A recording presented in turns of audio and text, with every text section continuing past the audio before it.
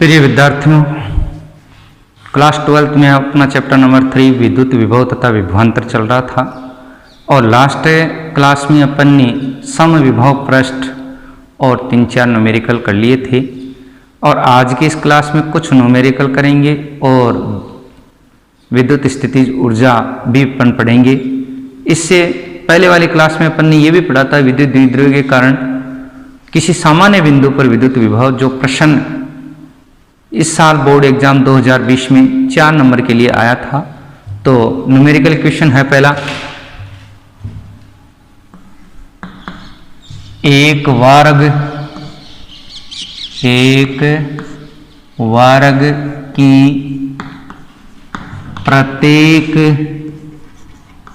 भुजा 0.9 मीटर लंबी है। एक वर्ग की प्रत्येक भुजा 0.9 मीटर लंबी है। वर्ग के कोनों पर आवेश क्रमशः वर्ग के कोनों पर आवेश क्रमशः है -2 माइक्रोकूलाम, 3 माइक्रोकूलाम, -4 माइक्रोकूलाम तथा 5 माइक्रोकूलाम है। 5 माइक्रोकूलाम।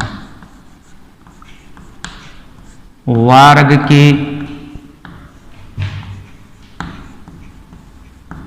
केंद्र पर विद्युत विभव की, वर्ग के केंद्र पर विद्युत विभव की गणना कीजिए। वर्ग के केंद्र पर विद्युत विभव की गणना कीजिए। आंसर 0.9 मीटर भुजा वाला एक वर्ग है A, B, C, D, -2 माइक्रोकूलाम, 3 माइक्रोकूलाम, -4 माइक्रोकूलाम और 5 माइक्रोकूलाम। वर्ग के केंद्र, वर्ग के विकिरण जहाँ काटेंगे यहाँ क्या आएगा, वर्ग का केंद्र होगा, ये केंद्र O और वर्ग की भुजा A बराबर 0.9 मीटर।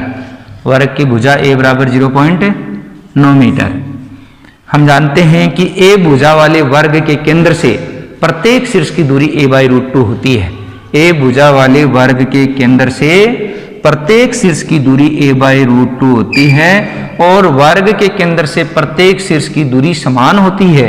इसलिए AO बराबर, BO बराबर, CO बराबर, DO बराबर a/√2, a/√2 इक्वल टू 0.9 बट्टे में √2, 0.9 बट्टे में √2 मीटर आ गया। ओके। चारों आवेशों के कारण बिंदु O पर या केंद्र पर विद्युत विभव उत्पन्न होगा। ऋणावेश के कारण ऋणात्मक विभव और धनावेश के कारण धनात्मक विभव। तो 2 तो ऋणात्मक विभव हो गए, 2 धनात्मक विभव हो गए और कुल विद्युत विभव V बराबर VA plus VB plus VC plus VD और V equal to K QA by AO, K QB by BO, K QC by CO, K QD by DO। V equal to K सब में क्या है, common है और AO equal to BO equal to CO equal to DO। तो AO को भी बाहर निकाल दिया तो K बाई AO। यहाँ अपने पास आ गया QA plus QB plus QC plus QD। AO BO CO DO बराबर आ गया। V इक्वल टू K की वैल्यू 9 × 10⁹ और इसकी वैल्यू हो गई 0.9 बट्टे में √2। QA -2, तो ये आया माइनस का साइन, -2 गुणा 10 की घात -6 और +3 गुणा 10 की घात -6, -4 गुणा 10 की घात -6 और +5 गुणा 10 की घात -6। v इक्वल टू 9 गुणा 10 की घात 9 इंटू √2 बट्टे में 0.9 और इंटू 10 की घात -6। यहां पर आ गया 2 माइनस का, प्लस का 3, माइनस का 4 बच गया, यहां प्लस का 5 बच गया। ओके, यहां 0.9 से इसको काटोगे तो ये कैंसिल आउट हो गया और ऊपर कितना आ जाएगा, 10 आ गया। v इक्वल टू क्या रह गया, 10 की घात 10 और माइनस की 6, 10 की घात 4 √2 गुणा 10 की घात प्लस के 4 और यहां पर -2 और -4 माइनस के तो 6 हो गए, प्लस के 8 हो गए, तो प्लस के 2 बच गए, मल्टीप्लाइड बाई 2। √2 की वैल्यू कितनी होती है, 1.414 गुणा 2 गुणा 10 की घात 4 और ये मल्टीप्लाई करेंगे तो 2.828 into 10⁴ volt, 10⁴ volt. Okay, next question.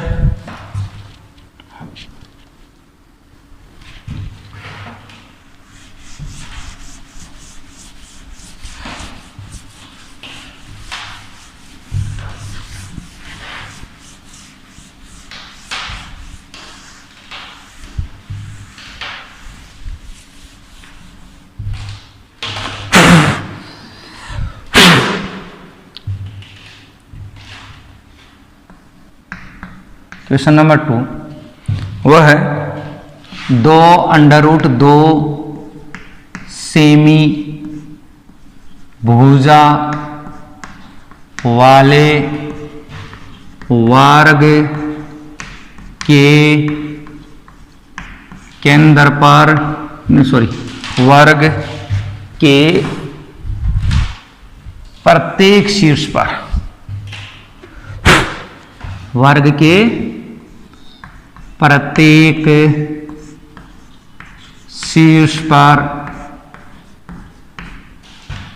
शीर्ष पर 2 माइक्रोकूलम का आवेश स्थित है।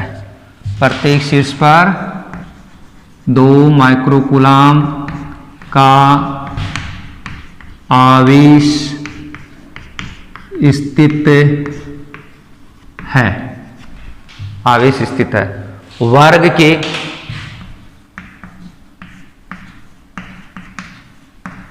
केंद्र पर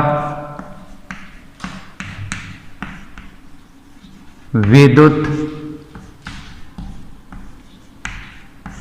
विभव की गणना कीजिए।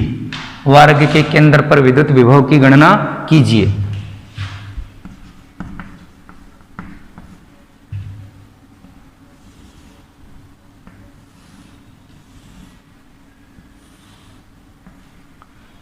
A, B, C, D 2 microcoulomb, 2 microcoulomb, 2 microcoulomb, 2 microcoulomb, केंद्र O और A बराबर 2√2 सेंटीमीटर वर्ग की भुजा। अपन जानते हैं A भुजा वाले वर्ग के केंद्र से प्रत्येक शीर्ष की दूरी a/√2 होती है। AO बराबर BO बराबर CO, AO बराबर BO बराबर CO बराबर DO बराबर 2√2 बट्टे में √2 a/√2 होती है।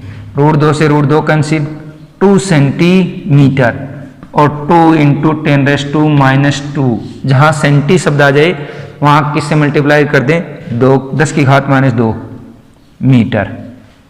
Okay, V equal to VA plus VB plus V C plus V D, चारों आवेशों के कारण विद्युत विभव उत्पन्न होगा, और चारों आवेशों के कारण विद्युत विभव होगा तो चारों का योग कुल विद्युत विभव के बराबर होगा। V बराबर K Q A by A O plus K Q B by B O plus K Q C by C O plus K Q D by D O. Okay, अपन जानते हैं कि सब में कॉमन है, क्यू ए बराबर Q B बराबर Q C बराबर क्यू डी, यानी सभी शीर्षों पर आवेश के मान भी समान है और केंद्र से प्रत्येक शीर्ष की दूरी भी समान है, इसलिए ये मान इस मान के बराबर होगा, इस मान के बराबर भी होगा, इस मान के बराबर भी होगा। इसलिए अपन इसको क्या है 4 बार जोड़ दो या 4 से मल्टीप्लाई कर दो, 4 के क्यू ए बाई ए ओ और 4 के की वैल्यू 9 इंटू 10⁹ क्यू ए की वैल्यू यानी प्रत्येक शीर्ष पर आवेश 2 माइक्रोकुलाम, माइक्रो शब्द जहां आ जाए 10 की घात -6 से मल्टीप्लाई कर दें, 2 गुणा 10 की घात -6 डिवाइडेड बाई 2 सेंटीमीटर है तो 10 की घात -2 से मल्टीप्लाई कर दिया, मीटर आ गया, 2 से 2 कैंसिल हो गया और v इक्वल टू 9 को 4 से मल्टीप्लाई करेंगे, 9 चौक 36 गुणा 10 की घात -2 ऊपर जाएगा तो 9 2 11, 11 में से 6 चले गए 10 की घात 5 और वोल्ट ये लिख सकते हैं, और v equal to 3.6 into 10⁶ volt आ जाएगा, ये इसका आंसर हो गया। ओके, नाउ अब अपन पढ़ेंगे विद्युत आवेशों के निकाय की विद्युत स्थितिज ऊर्जा।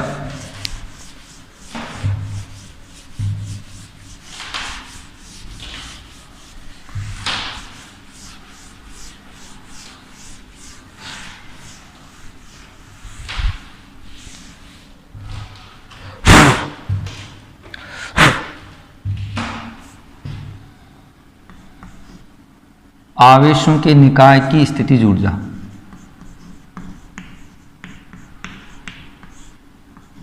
आवेशों के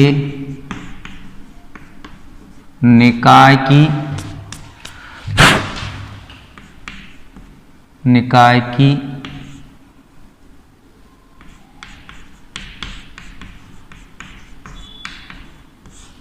स्थितिज ऊर्जा। Potential energy of system of charges, आवेशों के निकाय की स्थितिज ऊर्जा। पहला है द्वितीय आवेश तंत्र की स्थितिज ऊर्जा। द्वितीय आवेश तंत्र की स्थितिज ऊर्जा। द्वितीय आवेश तंत्र की स्थितिज ऊर्जा क्या है? किसी एक आवेश के विद्युत क्षेत्र में किसी दूसरे आवेश को अनंत से लाने में विद्युत क्षेत्र के विरुद्ध किया गया कार्य द्वितीय आवेश तंत्र की स्थितिज ऊर्जा कहलाता है। आवेश Q2 को कहां से लेकर आएंगे? अनंत से लेकर आए, और अनंत से लेकर कहां आ गए? आवेश Q1 के विद्युत क्षेत्र में आ गए। ये आवेश Q2, ये बिंदु O, तो ये बिंदु P, और इन दोनों के बीच की दूरी कितनी हो गई? स्मॉल r हो गई। ओके, तो आवेशों के निकाय की विद्युत स्थितिज ऊर्जा की परिभाषा क्या होगी? किसी एक आवेश के विद्युत क्षेत्र में किसी दूसरे आवेश को अनंत से अभीष्ट बिंदु तक लाने में विद्युत क्षेत्र के विरुद्ध किया गया कार्य विद्युत स्थितिज ऊर्जा कहलाता है। और अपन ने विद्युत विभव की परिभाषा क्या पढ़ी थी? एकांक परीक्षण धनावेश को अनंत से विद्युत क्षेत्र के किसी बिंदु तक अत्वरित विस्थापित करने में विद्युत क्षेत्र के विरुद्ध किया गया कार्य विद्युत विभव कहलाता है। दोनों परिभाषाओं में क्या अंतर हो गया? विद्युत विभव वाली परिभाषा में एकांक परीक्षण धनावेश है और इसमें कोई भी आवेश है, कोई भी आवेश है, इसलिए आवेश Q1 के कारण, आवेश Q1 के कारण बिंदु P पर विभव, बिंदु P पर विभव V बराबर दूरी कितनी है? R, आवेश कितना है? Q1, बिंदु आवेश के कारण विद्युत विभव K Q बाई R, तो K Q1 बाई R, और ये समीकरण क्या हो गया, 1 हो गया।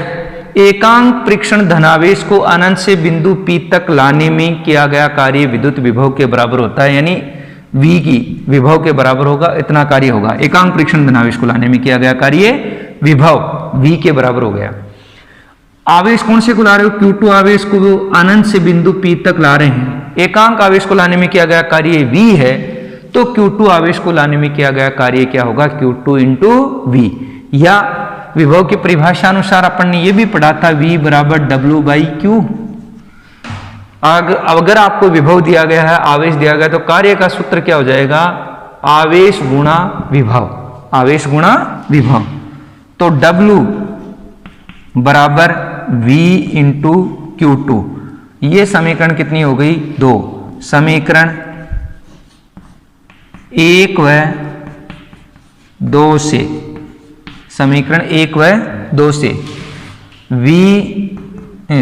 W इक्वल टू V की value K Q1 by R into Q2 और W equal to K Q1 Q2 by R, ये समीकरण कितनी हो गई, 3। और ये समीकरण 3 होगी। ये कार्य किसके बराबर होता है, विद्युत स्थितिज ऊर्जा के। यह कार्य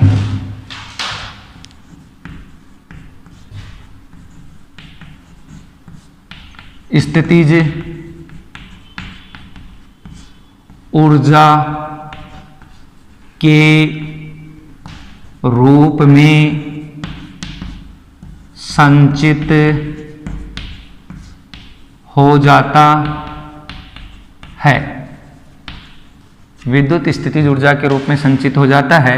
इसलिए U बराबर K Q1 Q2 by R, U बराबर K Q1 Q2 by R, ये विद्युत स्थितिज ऊर्जा आ गई। द्विआवेश तंत्र के कारण स्थितिज ऊर्जा आ गई। यहां पर ये समीकरण कितनी हो गई अपनी, 4। पहला महत्वपूर्ण बिंदु, महत्वपूर्ण बिंदु, क्या महत्वपूर्ण बिंदु है, पहले ध्यान से सुने। नंबर 1, स्थितिज ऊर्जा के फॉर्मूले में जो आवेशों के मान हैं वो चिन्ह सहित रखे जाते हैं। अगर आवेशों के मान धनात्मक हैं तो धनात्मक लेंगे, ऋणात्मक है तो ऋणात्मक लेंगे। एक धनात्मक है, एक ऋणात्मक है, तो जैसा चिन्ह दिया गया वैसा का वैसा लेंगे। नंबर 2 बात, यदि दोनों आवेशों की प्रकृति समान है, जैसे Q1 भी पॉजिटिव Q2 भी पॉजिटिव, और Q1 भी नेगेटिव और Q2 भी नेगेटिव, नेगेटिव को नेगेटिव से मल्टीप्लाई करोगे तो पॉजिटिव आ जाएगा, और पॉजिटिव को पॉजिटिव से मल्टीप्लाई करोगे तो भी पॉजिटिव आ जाएगा। दोनों आवेशों की प्रकृति समान है, चाहे पॉजिटिव पॉजिटिव हो, धनात्मक धनात्मक हो, चाहे नेगेटिव नेगेटिव हो, ऋणात्मक ऋणात्मक हो, तो U का मान क्या होगा, उस केस में धनात्मक होगा। उस केस में क्या होगा, धनात्मक होगा। स्थितिज ऊर्जा धनात्मक होगी, और स्थितिज ऊर्जा धनात्मक होगी उस स्थिति में दोनों आवेशों के बीच की दूरी बढ़ाएंगे, R का मान बढ़ेगा तो U का मान घटेगा। इस केस में दूरी R बढ़ती है तो स्थितिज ऊर्जा U घटती है। स्थितिज ऊर्जा U क्या होगी, घटेगी। ठीक है, दोनों आवेशों की प्रकृति क्या हो, समान हो, धनात्मक धनात्मक हो चाहे ऋणात्मक ऋणात्मक हो, तो स्थितिज ऊर्जा का मान धनात्मक होगा। उस केस में, उस स्थिति में दूरी का मान बढ़ाते हैं तो स्थितिज ऊर्जा का मान घटता है। दूरी का मान घटाते हैं तो स्थितिज ऊर्जा का मान बढ़ता है। उसको ऐसे भी समझ सकते हैं, जैसे 2 प्रोटॉन हैं, दोनों प्रावेश की प्रकृति समान, और प्रोटॉन उनको दूर ले जाएंगे, दोनों प्रोटॉन के बीच में प्रतिकर्षण बल कार्य करेगा।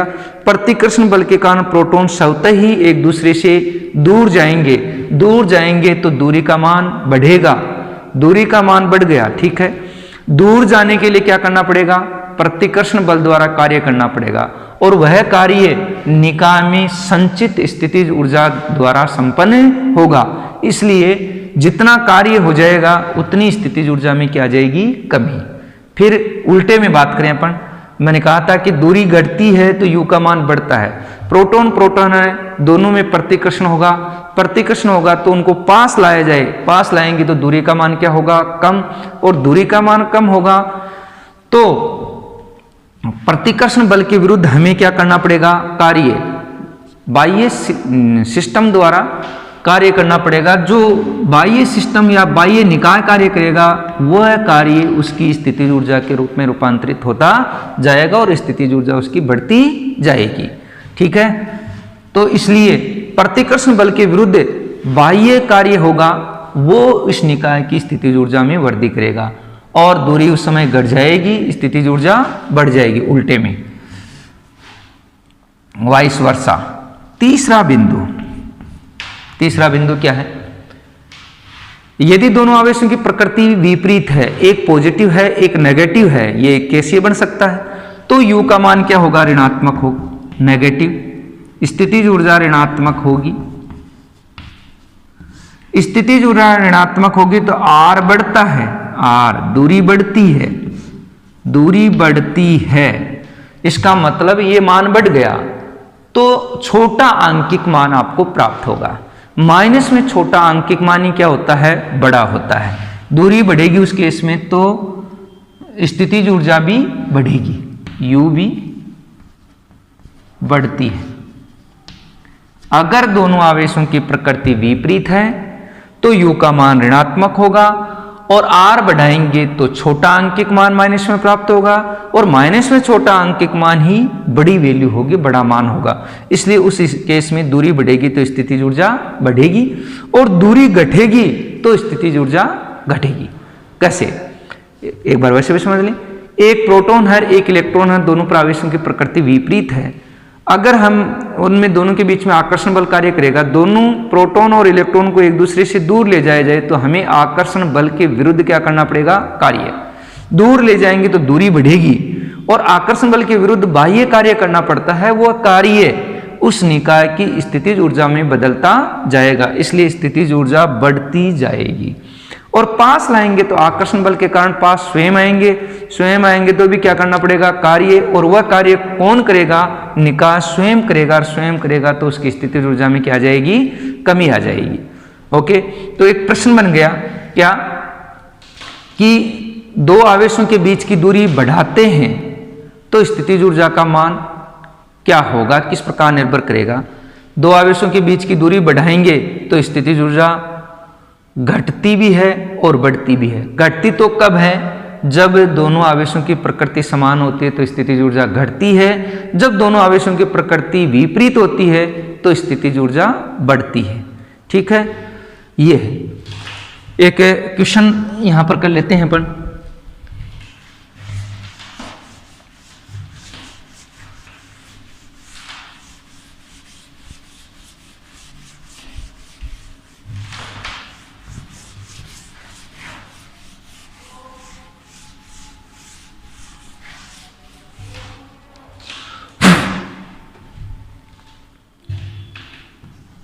क्वेश्चन नंबर 3, दो प्रोटॉनों के मध्य की दूरी 1 एंगस्ट्रॉम है।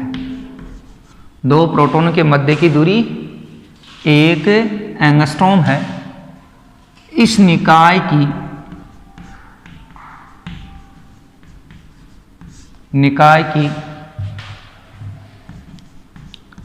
स्थितिज ऊर्जा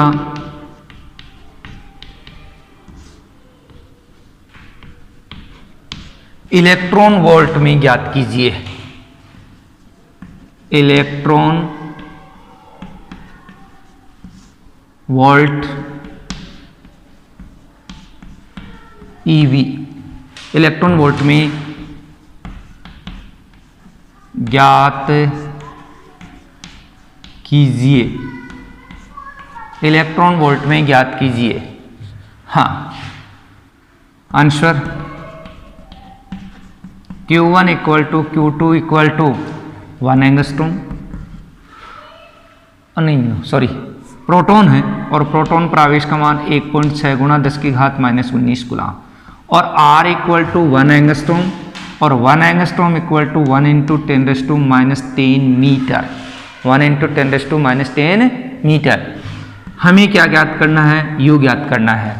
दोनों ही प्रोटॉन है, प्रोटॉनों पर आवेश की प्रकृति समान होगी, इसलिए U का मान धनात्मक होगा, और U का मान धनात्मक होगा तो U बराबर formula K Q1 Q2 by R, और U बराबर K की वैल्यू 9 × 10⁹, Q1 की वैल्यू, पहले प्रोटॉन पर आवेश का मान धनात्मक और धनात्मक मान होता है तो Q1 की वैल्यू प्रोटॉन पर आवेश 1.6 गुणा 10 की घात -19, दूसरे प्रोटॉन पर भी 1.6 गुणा 10 की घात -19 डिवाइडेड बाई 1 गुणा 10 की घात -10। ओके, ये प्लस के 9 और ये माइनस के 19 कितने बचे? माइनस के 10 बच के, ये माइनस के 10 से कैंसिल हो जाएंगे, या इसको ऊपर ले जाओ, 10 की घात 9 और प्लस 10 19, प्लस के 19 से माइनस के 19 कैंसिल हो गए, कितने बच गए? 0 बच गया। तो U इक्वल टू 9 गुणा 1.6 गुणा 1.6 गुणा 10 की घात -19 आ गया। ये और ये कैंसिल हो गए, ऊपर हो गए माइनस के 10, नीचे भी माइनस के 10 कैंसिल आउट हो गए। ये आएगा जूल में, चूंकि 1 electron volt equal to 1.6 × 10⁻19 joule होता है, इसलिए U equal to 9 × 1.6 × 1.6 × 10⁻9 divided by 1.6 × 10⁻9, ये इससे कैंसिल आउट हो गया। 9 को 1.6 से मल्टीप्लाई करेंगे तो ये आ गया 1.44 इलेक्ट्रॉन वोल्ट, इतनी स्थितिज ऊर्जा होगी। ओके, नेक्स्ट अगली क्लास में अपन पढ़ेंगे।